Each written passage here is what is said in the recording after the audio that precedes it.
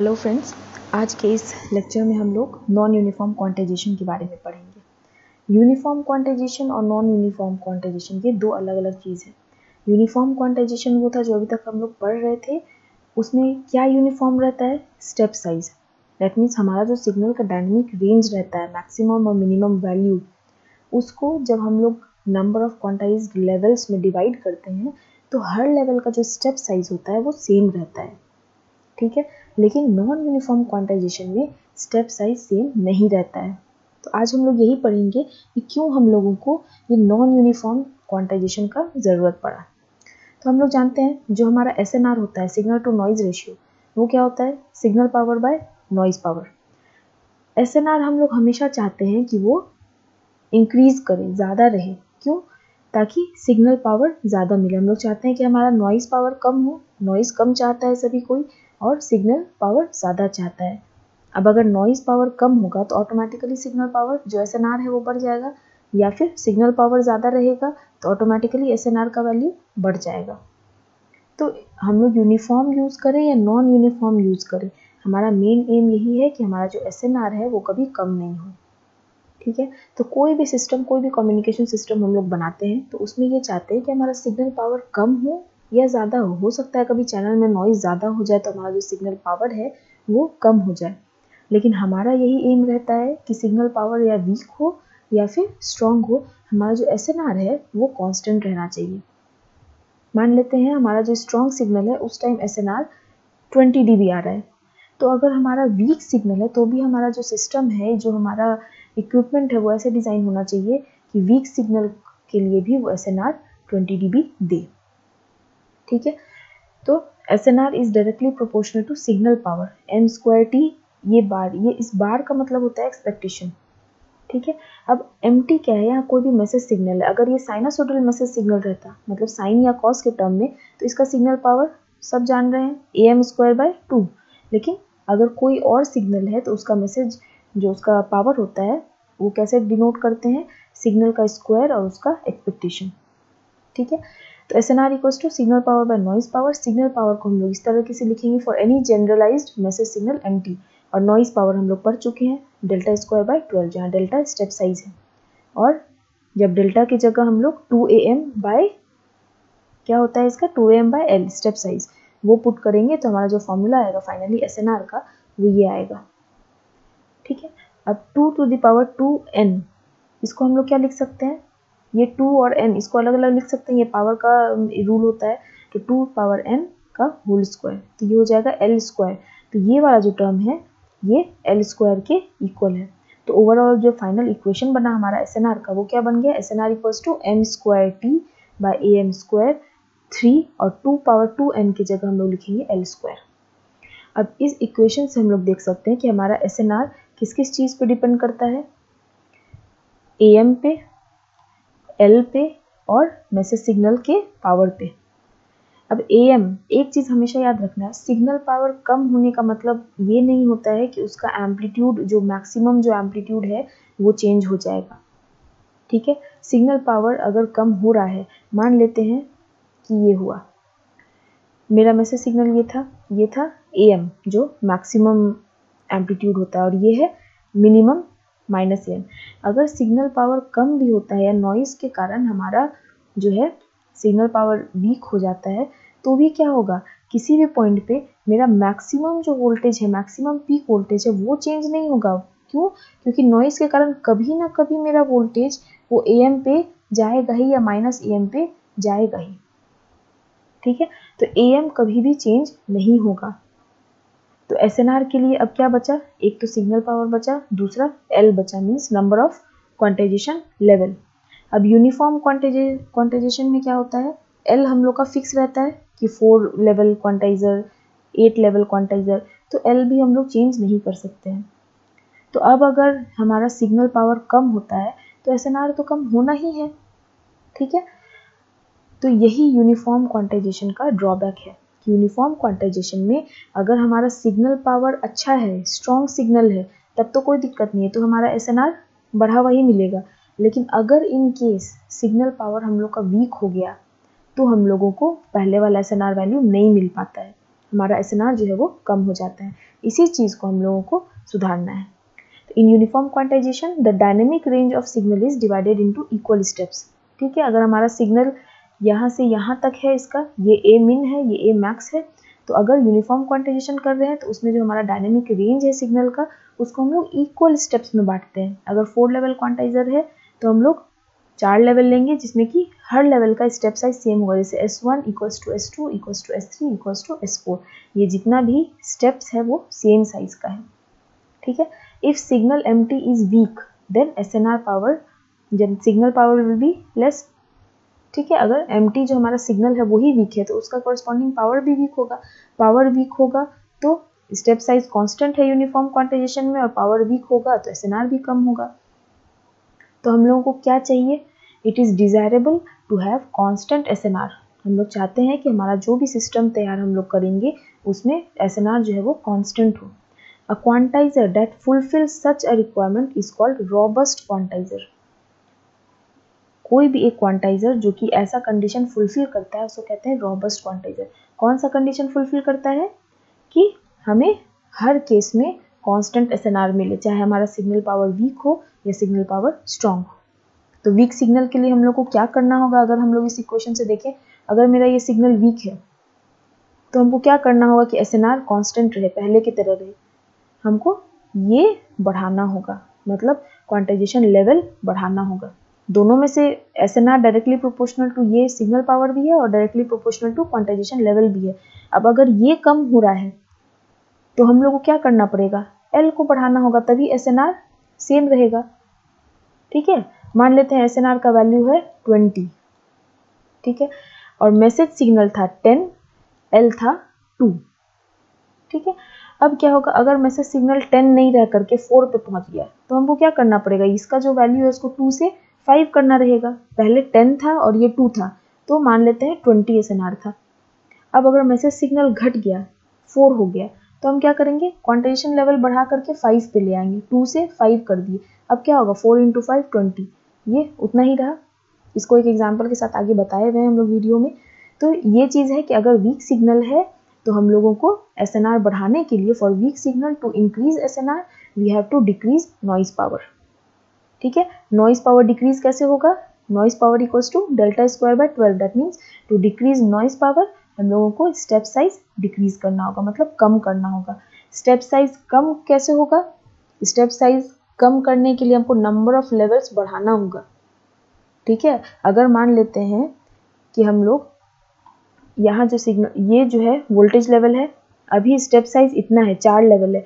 अगर हम इसको 8 लेवल बना दें, ठीक है, हम अगर नंबर ऑफ लेवल्स बढ़ा दें तो अब स्टेप साइज कितना हो गया? बस इतना हो गया। तो नंबर ऑफ लेवल्स बढ़ाने पे स्टेप साइज कम हो गया। तो वीक सिग्नल के लिए हम लोग को यही करना है कि जब भी वीक सिग्नल होगा हम लोग नंबर ऑफ लेवल्स बढ़ाएंगे तो स्टेप साइज कम हो जाएगा, और स्टेप साइज कम होगा, नंबर ऑफ लेवल्स बढ़ेगा तो SNR बढ़ जाएगा।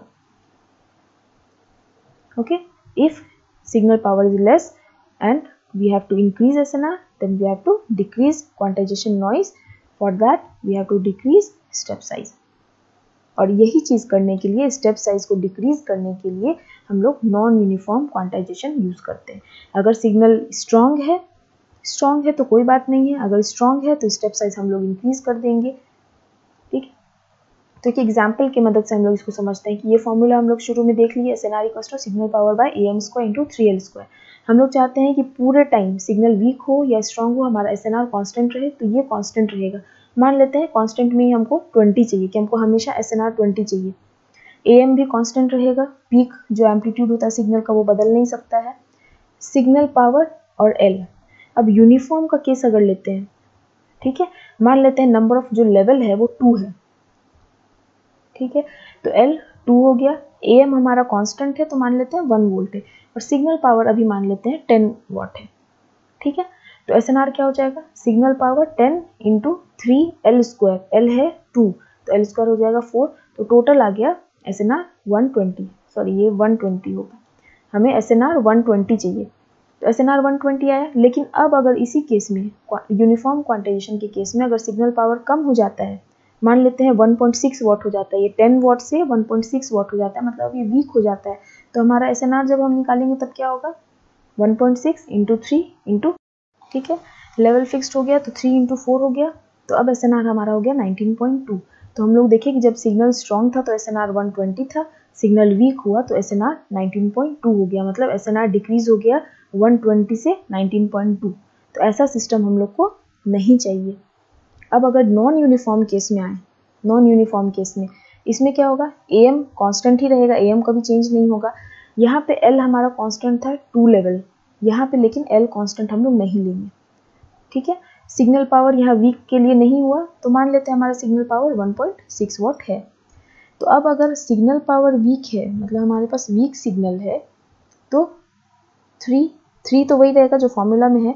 अब L की जगह यहाँ पे 2 था, 2 स्क्वायर, ठीक है, क्योंकि यहाँ L 2 था। मान लेते हैं कि L को हम 2 से बढ़ा करके 5 कर दिए, ठीक है, L जो है हमारा वो अब 5 होगा। तो L की जगह जब 5 रखेंगे तो SNR कैलकुलेट करेंगे अब, तो आ जाएगा 120, ठीक है, जो कि हमको चाहिए था। ये वापस से वही SNR हो गया, सेम SNR हमको मिला, लेकिन ये स्ट्रॉन्ग सिग्नल के लिए था, यहाँ पे हमको वीक सिग्नल के लिए भी SNR पहले वाला मिला। क्यों? क्योंकि हमने ये जो लेवल है, क्वांटाइजेशन लेवल है, वो बढ़ा दिया, ठीक है। तो हम लोग ये यहाँ यूनिफॉर्म के केस में क्या था, वीक सिग्नल के लिए SNR 19.2 हो रहा था, लेकिन नॉन यूनिफॉर्म क्वांटाइजेशन में वीक सिग्नल के लिए भी, यहाँ देखो 1.6 है, वीक सिग्नल के लिए भी हम लोग को स्ट्रॉन्ग SNR, हाई SNR मिल रहा है। क्यों? क्योंकि हम लोगों ने जो क्वांटाइजेशन लेवल था उसको 2 से 5 कर दिया। तो क्वांटाइजेशन लेवल जब L बढ़ेगा तो इसका मतलब हम लोग जो स्टेप साइज है वो घटा रहे हैं। क्यों? क्योंकि स्टेप साइज क्या होता है, अभी हम लोगों ने बताया, डेल्टा जो है वो घट जाएगा जैसे ही हमारा लेवल बढ़ेगा, इसीलिए हम लोग नॉन यूनिफॉर्म क्वांटाइजेशन पे जाते हैं। So the step size of weak signal must be less so that quantization noise is less and SNR is more. Hence we need to go for non-uniform quantization. Non-uniform quantization में basically यही होता है कि step size जो है हमारा वो very करता है, मतलब नंबर ऑफ क्वांटाइजेशन लेवल को हम लोग वेरी करा सकते हैं। ऐसे भी अगर नॉर्मली देखा जाए तो SNR equals to S by NQ होता है, तो signal power by noise power. तो अगर सिग्नल पावर हम लोग का वीक हो गया तो SNR को बनाए रखने के लिए क्या करना पड़ेगा, नॉइज को और कम कर देना होगा। तो यही चीज़ नॉन यूनिफॉर्म क्वांटाइजेशन में है। अब इसको इम्प्लीमेंट करने के लिए, to implement non uniform quantisation we use a process called compounding. Compounding दो चीज़ से बना है, कंप्रेसर और एक्सपेंशन, ठीक है। तो दो चीज़ हम लोग इसमें यूज करते हैं कंपाउंडिंग में, कंप्रेसर और एक्सपेंडर, ठीक है।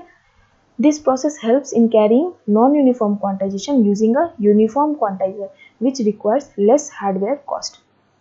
अब हमारे पास यूनिफॉर्म क्वांटाइजर है लेकिन नॉन यूनिफॉर्म क्वांटाइजेशन करना है, तो अगर दोबारा से नया बनाने लगे तो बहुत हार्डवेयर लगेगा। तो ये कंपाउंडिंग प्रोसेस क्या करता है, हम लोग को ये एक सुविधा देता है कि हम लोग यूनिफॉर्म क्वांटाइजर से ही नॉन यूनिफॉर्म क्वांटाइजेशन प्रोसेस कर लें। किसके हेल्प से? देखो ये कंपाउंडर का ब्लॉक डायग्राम में हम लोग क्या करते हैं, यूनिफॉर्म क्वांटाइजेशन के इनपुट में एक कंप्रेसर लगाते हैं और आउटपुट में एक एक्सपेंडर लगाते हैं। जब यूनिफॉर्म क्वांटाइजर के साथ हम कंप्रेसर और एक्सपेंडर लगा देते हैं तो इसका जो आउटपुट होता है वो हम लोग को नॉन यूनिफॉर्म क्वांटाइजर के जैसा मिलता है। तो ये जो कंप्रेसर है ये हम लोग ट्रांसमीटर में यूज करते हैं, इसको हमेशा याद रखना है। Compressor is use in PCM transmitter, और एक्सपेंडर जो है वो हम लोग रिसीवर में लगाते हैं। कंप्रेसर का क्या काम है कि इसमें जो भी वीक सिग्नल आएगा तो ये क्या करेगा, वीक सिग्नल को हाई गेन में, मतलब एम्पलीफाई करके इसमें देगा। और एक्सपेंडर का क्या काम है, जो भी वीक सिग्नल यहाँ पे एम्पलीफाई हुआ था, एक्सपेंडर क्या करेगा, वापस से उसको एम्पलीफाई, जो एम्पलीफिकेशन था उसको हटा देगा, वापस उसके ओरिजिनल वैल्यू पे ले आएगा। तो कैरेक्टरिस्टिक इसका देखते हैं हम लोग पहले। कंपाउंडर का ब्लॉक डायग्राम यही है। अगर एग्जाम में पूछता है व्हाट इज कंपाउंडर या हाउ इट वर्क्स, तो ये बनाना है और कंप्रेसर और एक्सपेंडर के बारे में बता देना है। कंप्रेसर कैरेक्टरिस्टिक कैसा होता है, आप लोग log x का ग्राफ अगर देखेंगे तो वो कुछ इस तरीके का होता है। तो कंप्रेसर का भी कैरेक्टरिस्टिक इसी टाइप का होता है। कैरेक्टरिस्टिक मतलब इनपुट और आउटपुट का कैसा नेचर है वो हम लोग देखते हैं। तो compressor amplifies the weak signal. अब हम लोग कैरेक्टरिस्टिक देखेंगे। कंप्रेसर है, इसका ये जो रेड इससे बना है वो है हमारा कैरेक्टरिस्टिक, मतलब कोई एक पर्टिकुलर इनपुट के लिए कितना आउटपुट है, यही कैरेक्टरिस्टिक शो करता है। तो अब हम लोग क्या बोल रहे हैं कि ये वीक सिग्नल को एम्पलीफाई करता है। वीक सिग्नल क्या होगा, मान लेते हैं इनपुट है ये, तो 0 1 2 3 4 जैसे जैसे इस साइड जाएगा वैसे वैसे सिग्नल क्या हो रहा है, स्ट्रॉन्ग हो रहा है। वीक सिग्नल कहीं यहाँ पे रहेगा, ठीक है।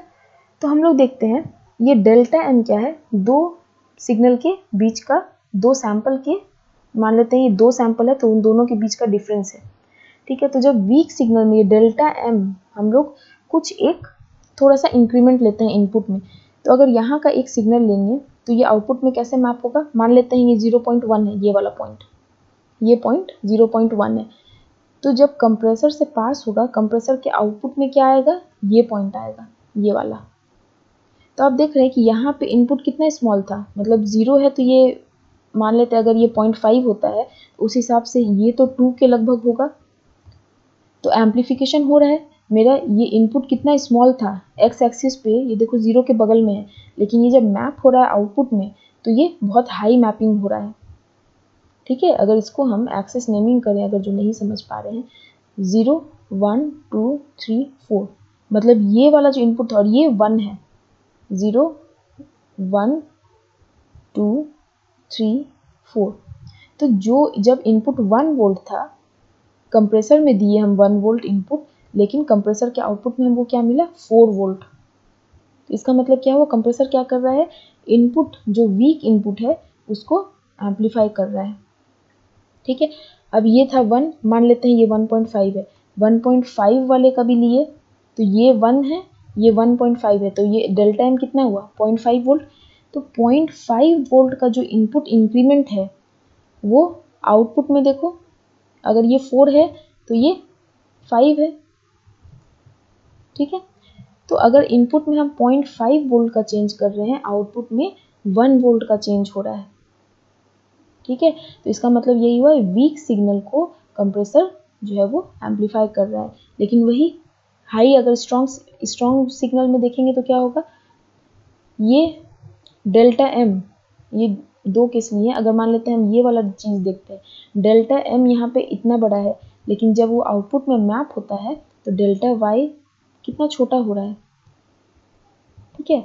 जबकि यहाँ उल्टा था, यहाँ डेल्टा एम छोटा था और डेल्टा वाई बड़ा था, लेकिन यहाँ क्या है, same value of delta M हम यहाँ लेते हैं। अगर ये 0.5 है, हम यहाँ 0.5 वोल्ट ही ले रहे हैं, तो 0.5 वोल्ट डेल्टा एम के लिए अगर हम इसको मैप करते हैं तो ये आउटपुट जो है वो कितना छोटा आ रहा है।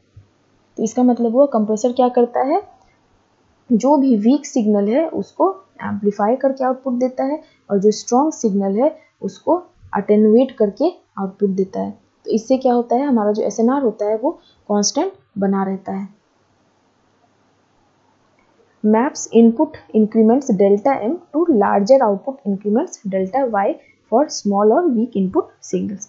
वाइस वर्सा मीन्स यहाँ पे क्या है, maps input increments to larger output increments for weak signal. Vice versa means अगर स्ट्रॉन्ग सिग्नल है तो वो डेल्टा एम को लोअर या लेसर आउटपुट इंक्रीमेंट्स में मैप करेगा, जैसे यहाँ पे कर रहा है। तो ये हुआ कंप्रेसर। अब एक्सपैंडर का काम क्या है, an expander restores the original signal amplitude, it is connected at PCM receiver, जो कि हम लोगों ने ब्लॉक डायग्राम में देख लिया है। It has a characteristic complementary of compressor, complementary means opposite, ठीक है। तो कंप्रेसर का कैरेक्टरिस्टिक कुछ ऐसा था, एक्सपैंडर ये है। अब एक्सपैंडर में हम लोग क्या देख रहे हैं, जब इनपुट इंक्रीमेंट डेल्टा एम है तो आउटपुट में ये डेल्टा वाई है। वही सेम इंक्रीमेंट जब हम हायर, जब स्ट्रॉन्ग सिग्नल पे ले रहे हैं तो हमको आउटपुट में जो डेल्टा वाई मिल रहा है वो लार्ज मिल रहा है, ठीक है। तो मतलब यहाँ वीक सिग्नल जो है, ये रेंज हमारा वीक सिग्नल का है।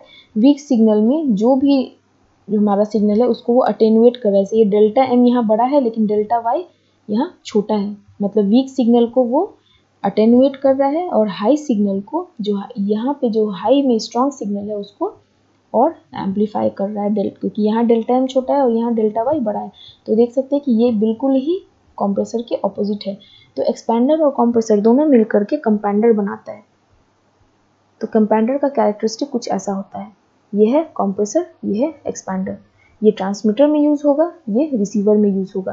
तो ट्रांसमीटर में क्या होता है, वीक सिग्नल को हम लोग एम्पलीफाई करके भेजते हैं, स्ट्रॉन्ग सिग्नल को अटेनुएट करके भेजते हैं। जब वही सिग्नल हमारा रिसीवर साइड में पहुंचता है तो क्या होता है, जो वीक सिग्नल जिसको हम लोग एम्पलीफाई करके भेजे थे वो वापस से अटेनुएट होकर के अपने ओरिजिनल वोल्टेज पे आता है, और जो स्ट्रॉन्ग सिग्नल रहता है जिसको अटेनुएट करके भेजे थे वो वापस से एम्पलीफाई होता है।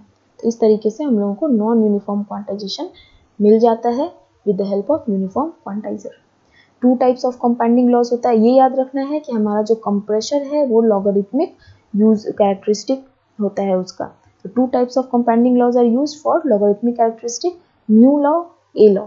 म्यू लॉ यूज होता है नॉर्थ अमेरिका एंड जापान में, ए लॉ यूरोप और रेस्ट ऑफ द वर्ल्ड में। मतलब सिर्फ नॉर्थ अमेरिका और जापान छोड़ करके हर जगह ए लॉ यूज होता है। ये ऑब्जेक्टिव पर्पज से इम्पॉर्टेंट है।